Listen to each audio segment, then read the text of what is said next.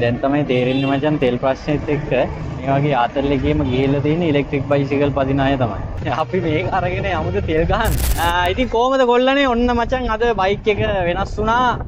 Bike එක වෙනස් වුණා කියන්නේ මෙන්න මේ වගේ කේස් එකක් තමයි උනේ. මට ස්පෙෂල් වැඩක් ආවා. හරිද? අනේ ඕඩර් එකක් ගිහින් දෙන්න දෙන්නේ. ඒක ගිහින් දෙන්න මචං ඔයාලට මතකද අර මම මීට දවස් කිහිපයකට කලින් දැම්ම පෝස්ට් එකක් මචං මේ EV බයික් වල මොනවාද හොඳ කියලා දාන්න කියලා පෝස්ට් එකක් දැම්ම. ඔයාලට පේනවා ඇති මම මේ පෝස්ට් එක දැන් දාන්න. මේ පෝස්ට් එක දැකපු ගොඩක් අය දාලා තිබ්බ මචං. මේ මගේ EV බයික් එක දෙන්නම්. ඔයාලට පැදලා පොඩ්ඩක් එක්ස්පීරියන්ස් එකත් එක්ක බලලා හොඳ එකක් ගන්න කියලා. හරිද? ඉතින් අද ඔන්න ඇත්තටම අයියා කෙනෙක් මට මේ කෝල් කරලා කතා කරලා බයික් එක දුන්නා. අද නම් සෑහෙන දේවල් ටිකක් තියෙයි කතා කරන්න.